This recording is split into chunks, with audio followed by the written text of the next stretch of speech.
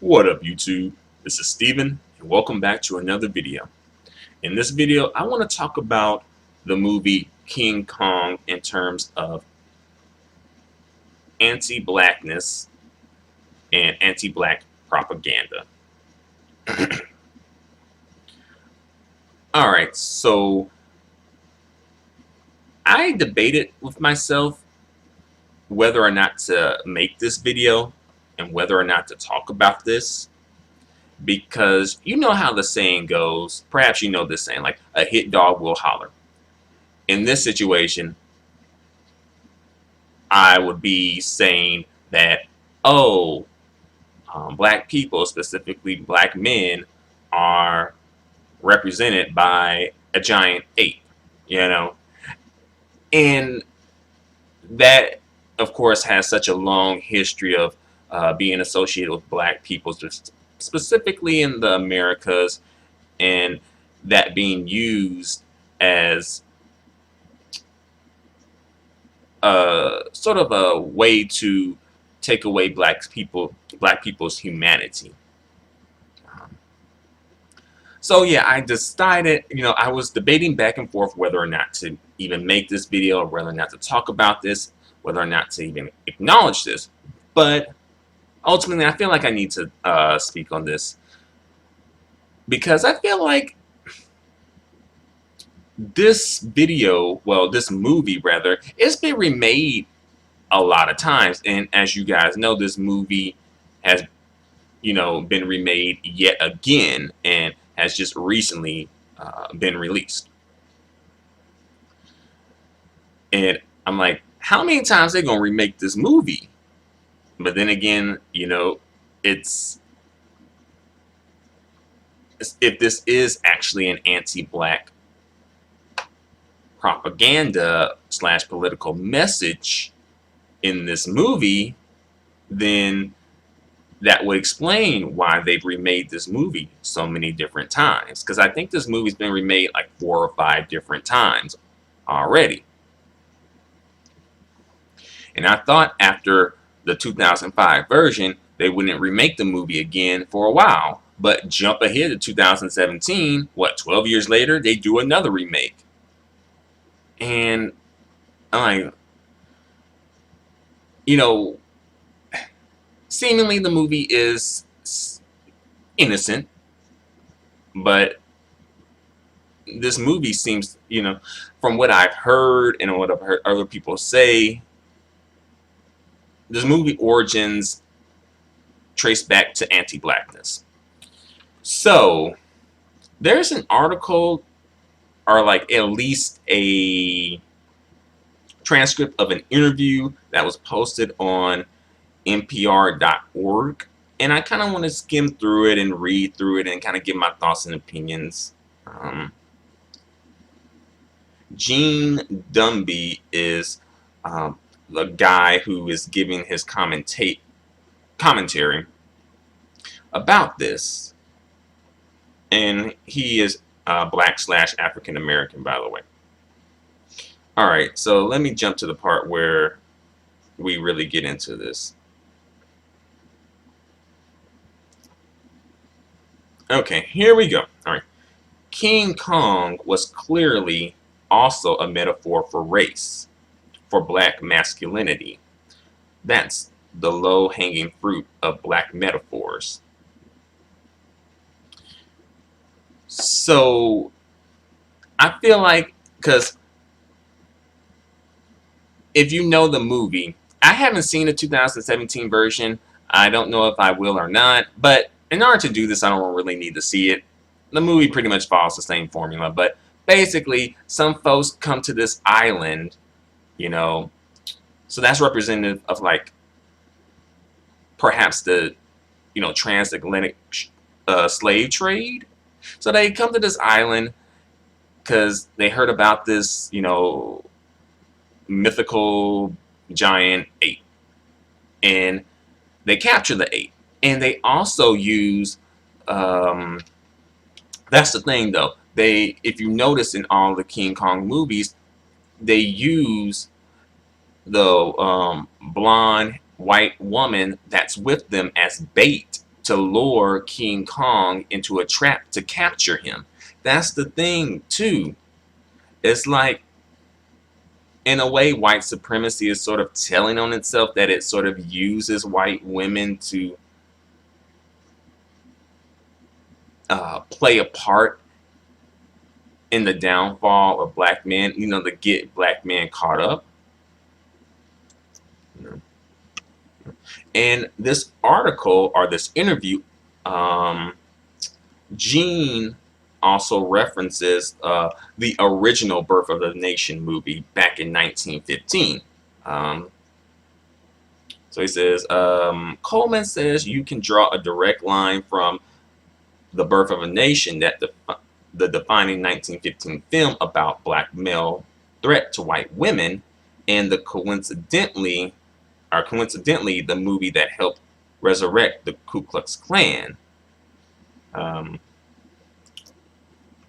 so let me decipher that and break that down. So he's drawing a connection between the original 1915 movie Birth of a Nation and King Kong that came out in 1933. The original King Kong movie premiered at a time when black men were regularly depicted as ape-like. It was during the beginning of the Great Migration, when thousands and thousands of black people were leaving the South to move to the nation's biggest cities.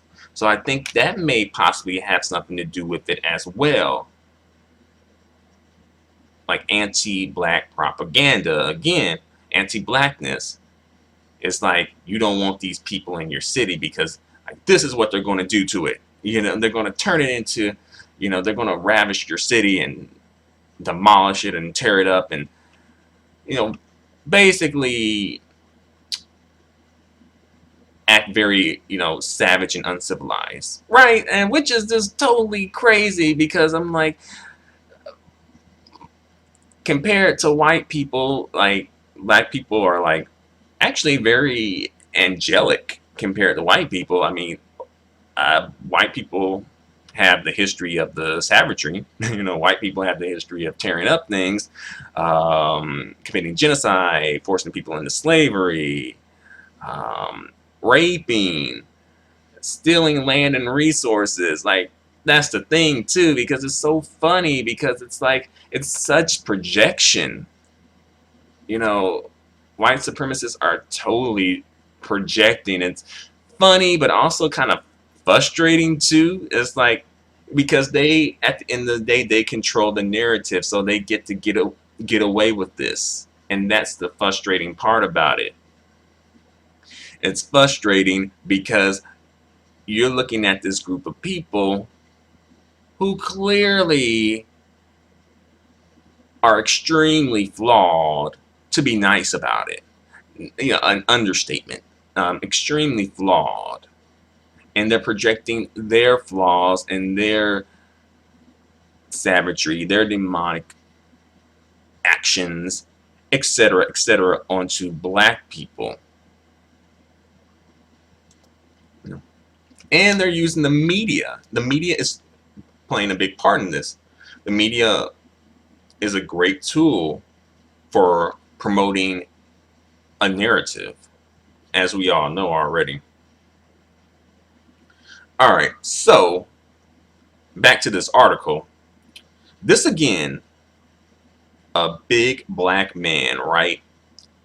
A big black ape who is absolutely obsessed with whiteness, and particularly white women.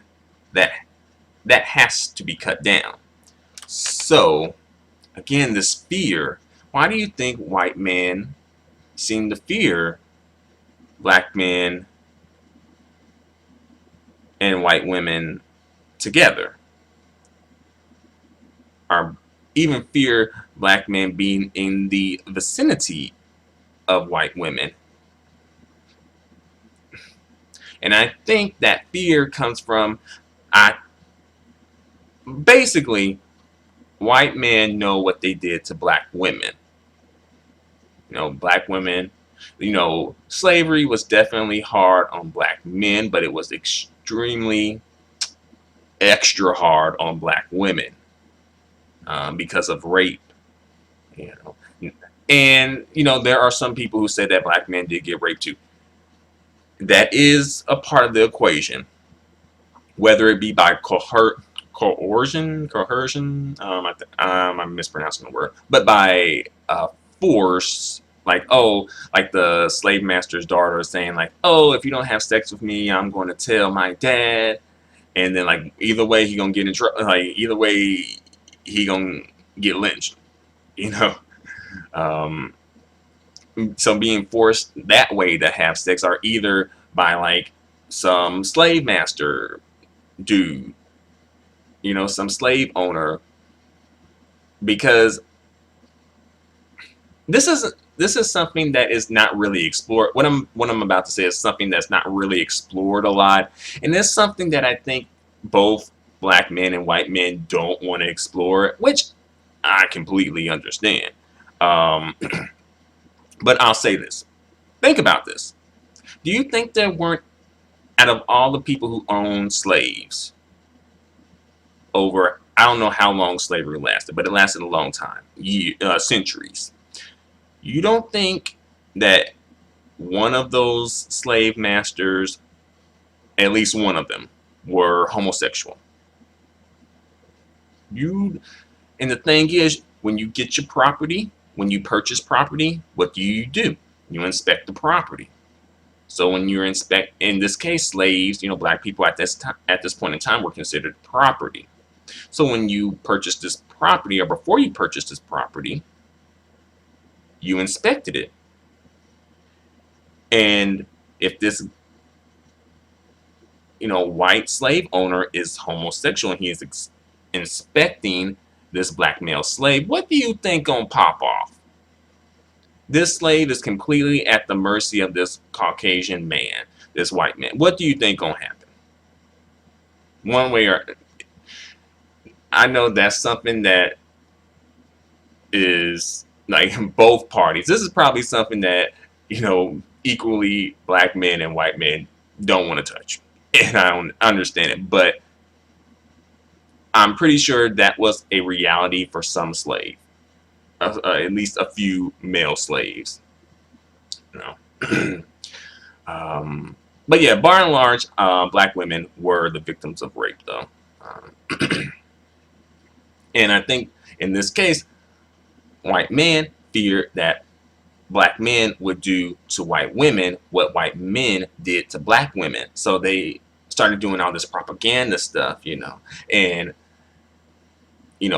coming up with the KKK as well, because they're fearing that these black people want revenge, or these black people are going to take our women, or stuff like that.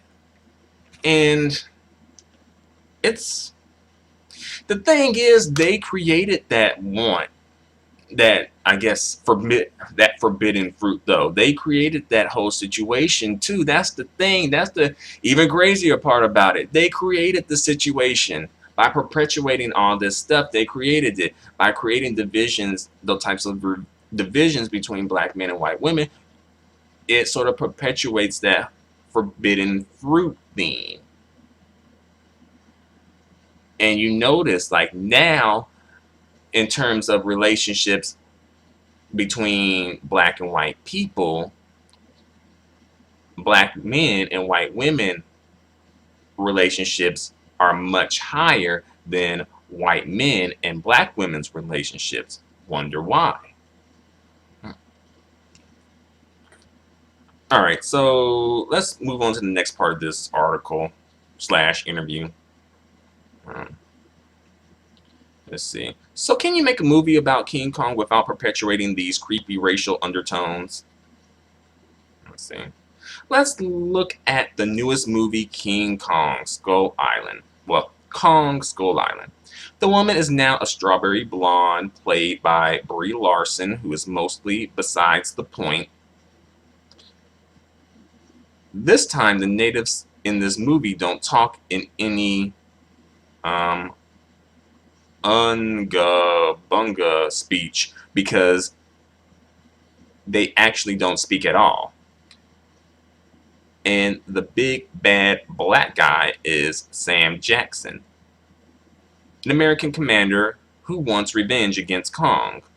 Alyssa Rosenberg is a culture critic at the Washington Post. Okay. So this time they seemingly try to change some things around, take away um, the unga bunga, quote unquote, of the natives that were on the island, add in the black guy, So, no, we're not racist. We got a black guy. Throw people off the trail by adding like a black guy in there. And he wants revenge against Kong. So they trying to take away the racial undertone that was in the original King Kong. All right. So next, the culture critic Alyssa Rosenberg said that Kong is kind of an anti-colonial figure in the latest film. He's protecting his island and its inhabitants from violent invaders, but still, it's King Kong. And that's the thing too. And like in this movie, like at the end of the day, King Kong was minding his own business. Y'all came to him and y'all captured him and y'all brought him back and put him into captivity. He didn't want to be in captivity. He broke out of captivity and ultimately he was killed. Who started this whole thing? White people. Who started this whole thing? You stirred the pot. Now you gotta serve it. You gotta go through it. You can't stop at this point now. And that's the thing, like, white folks love claiming people say like white people often talk about the effects, but not necessarily the causes. Because they would talk about, oh, this black guy did this and this and that, but okay, what caused that to happen though? What caused that to happen? That's the thing. We don't really, like, white folks don't really like to go deep into the causes, because once you do that, then you have to unveil the